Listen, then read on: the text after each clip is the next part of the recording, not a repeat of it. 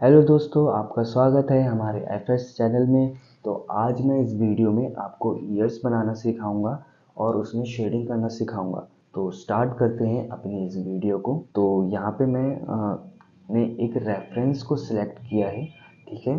जिस ड्राइंग को मुझे बनाना है उस रेफरेंस को सिलेक्ट करना ज़रूरी है।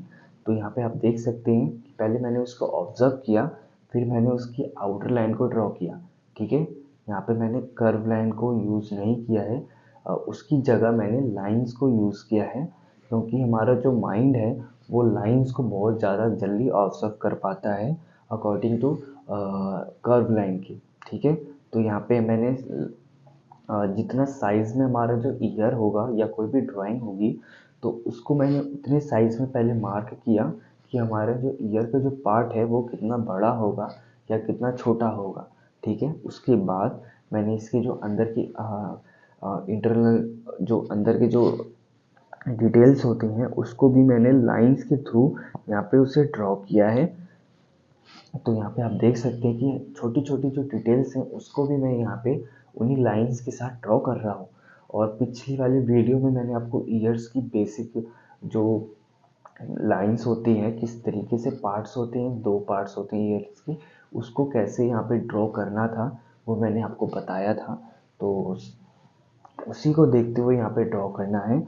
मगर यहाँ पे प्रॉब्लम ये होगी कि इसका जो साइज़ है थोड़ा बड़ा होगा और उसको बनाने में थोड़ी दिक्कत होगी। तो उसी प्रॉब्लम को कैसे सॉल्व करना है वो मैं यहाँ पे बता रहा हूँ।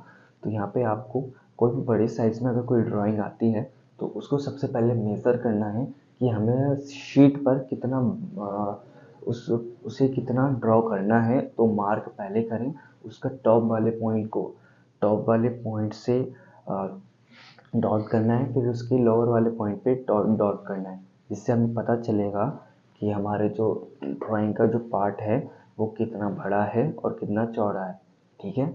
फिर उसके बाद उसी पॉइंट्स के अंदर हमें उस ड्राइंग को कंप्लीट करना है, जैसे मैंने यहाँ पे ईयर्स को ड्रॉ किया है। मगर ध्यान ये रखना है कि कर्व लाइन को ड्रॉ नहीं करना है, लाइंस के थ्रू ही हमें अपनी ड्राइंग को कंप्लीट करना है, ठीक है। अब उसके बाद जो मैंने ईयर्स जो है डिटेल्स के साथ यहाँ पे लाइन की हेल्प से यहाँ पे उसे कंप्लीट कर लिया था। अब इसके बाद मैंने इसकी जो लाइंस हैं एक्स्ट्रा जो डार्क थी उसको मैंने इरेज़र की हेल्प से इरेज कर दिया है। फिर उसके बाद यहाँ पे करना क्या है, अब इसमें करना क्या है कि जो हमने जो इरेज कर दिया, अब उसके बाद इसमें जो स्टार्टिंग में मैंने लाइंस जो है उसको लाइंस के हेल्प से ड्रॉ किया था, मगर अब इसमें ईयर्स की कर्व लाइन के साथ इसको कंप्लीट करेंगे, ठीक है। वो हमारा एक बेस था कि हमारे जो ईयर के जो पार्ट्स हैं वो कितने साइज़ के होंगे, कितने बड़े होंगे, उसको ऑब्जर्व करने के लिए हमने यहाँ पे लाइंस के हेल्प से अपनी ड्राइंग को बनाया था। और ये जो लाइन से हमारी हेल्प भी करेंगी कि कौन से लाइन से हमें कब लाइन को कर्व करना है, कितना बड़ा रखना है, कितना छोटा रखना है। ये लाइंस हमारी उस तरीके से हेल्प करेंगी। और आप देख सकते हैं कि उस लाइन को मैं देखते हुए उस ड्राइंग को कंप्लीट कर रहा हूँ, और जहाँ जहाँ जहाँ मुझे कर्व लाइन दिख रही है उसे मैं देखते हुए यहाँ पे ड्रॉ कर रहा हूँ और डिटेल के साथ इसे देख रहा हूँ। और इसमें जो शेडिंग है, जो शैडो है ईयर्स की, उसको भी मैं आउटलाइन के साथ ड्रॉ करूँगा। जिस तरीके से आप देख सकते हैं कि मैंने यहाँ पे शैडो को भी यहाँ पे ड्रॉ किया है, क्योंकि शेडिंग करते वक्त ज़्यादा टाइम नहीं लगेगा, क्योंकि हमें पता रहेगा कि शेडो वाला पार्ट कौन सा है और हाईलाइट वाला पार्ट कौन सा है, ठीक है। जितना ज़्यादा आप डिटेल्स अपने ईयर्स में रखेंगे उतना ही कम टाइम आपको शेडिंग में लगेगा, ठीक है। और यहाँ पे शेडिंग हमने फर्स्ट लेयर कर ली है और टिश्यू पेपर की हेल्प से मैंने यहाँ पर इसे ब्लेंड कर लिया है, ठीक है। अब ब्लेंड करने के बाद यहाँ पे जो हाइलाइट्स हैं उसको देना था, ठीक है। अब ये बैकग्राउंड में हमने जो पूरा एरिया है शेड इसलिए किया क्योंकि ईयर्स में कुछ हाइलाइट्स वाले पार्ट हैं। उस हाइलाइट्स को दिखाने के लिए हमें बैकग्राउंड को थोड़ा डार्क करना पड़ेगा, क्योंकि हाइलाइट्स के लिए इसमें हमें पेपर की जो टोन है उसी को दिखाना है, तो हमें पेपर की जो बैकग्राउंड है उसको भी थोड़ा डार्क करना पड़ेगा। ठीक है, तो इसलिए मैंने यहाँ पर बैकग्राउंड को डार्क रखा है। ठीक है, अब मैं यहाँ पे आप देख सकते हैं कि मैं यहाँ पे इरेजर से इरेज कर रहा हूँ। तो यहाँ पे इरेजर से इरेज करने के बाद वाइट वाला पार्ट वहाँ पे दिखना चाहिए। इस तरीके से मैं यहाँ पे देख सकते हैं कि कॉर्नर पे मैंने इरेजर की हेल्प से पहले इरेज करके देखा कि हाइलाइट्स पता चल रहे हैं कि नहीं पता चल रहे। तो यहाँ पे इरेज पता चल रहा है, तो उसके बाद मैं यहाँ पे डेप्थ देना स्टार्ट करूँगा ईयर्स में। तो यहाँ पे मैंने फर्स्ट लेयर कर दिया था। अब यहाँ पे मैं उससे हाफ टोन मतलब कि उससे थोड़ा डार्क शेड के साथ यहाँ पे उसे शेड करेंगे। और ध्यान देना है कि अगर कोई बड़े साइज में अगर आप ड्रॉ कर रहे हैं, शेडिंग कर रहे हैं, तो आपकी जो ड्राइंग है वो आपकी जो शेडिंग है वो ज़्यादा डल ना हो जाए। उसके लिए आपके हैंड के बेस पर आप टिश्यू पेपर या कोई भी वेस्ट पेपर रख सकते हैं अपने बेस के लिए, जिससे कि आपकी जो ड्राइंग है और शेडिंग है वो ख़राब नहीं होगी। ठीक है, यहाँ पे मैं ईयर्स की जो आउटर लेयर है उसको यहाँ पे ड्रॉ करूँगा और उसकी जो आउटलाइन शेडिंग है, ठीक है, उसको देखते हुए वहाँ पे शेड करूँगा। यहाँ पे कॉर्नर पे आप देख सकते हैं कि अंदर के साथ साथ मैंने शेड कर दिया, मगर ईयर के बाहर भी मैंने उसकी शैडो को दिखाने के लिए उसे शेड किया है।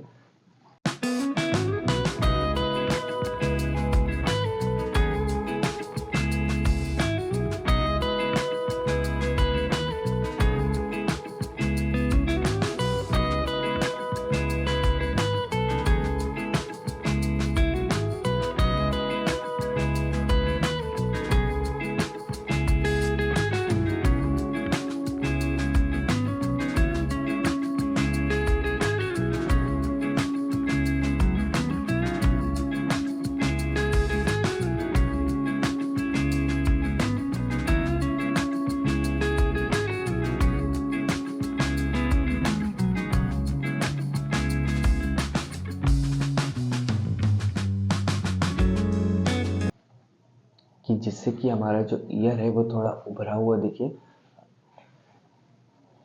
और थोड़ा रियलिस्टिक दिखे। ठीक है, अब इसमें थोड़ा ग्रेड बढ़ाते हुए मैंने शेड किया है।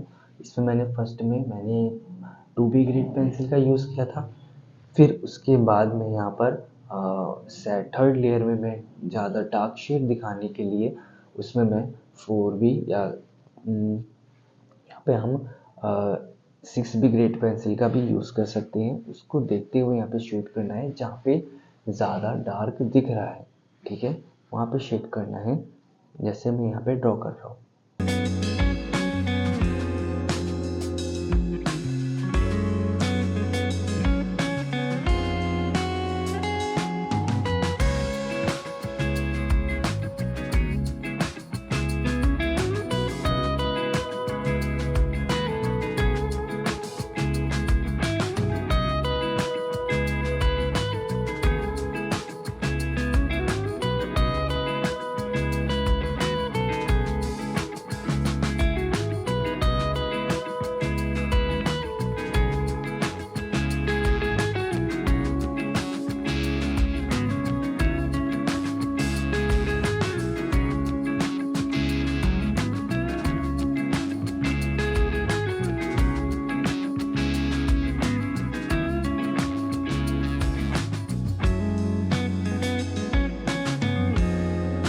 अब शेड करने के बाद यहाँ पे मैं 6B या 8B ग्रेड पेंसिल का यूज़ करूँगा ज़्यादा से ज़्यादा शैडो पार्ट को ड्रॉ करने के लिए, क्योंकि शैडो जो हमारा जो शैडो होता है थोड़ी डार्क शेड में होता है, बाकी अदर शेड से ज़्यादा डार्क होता है।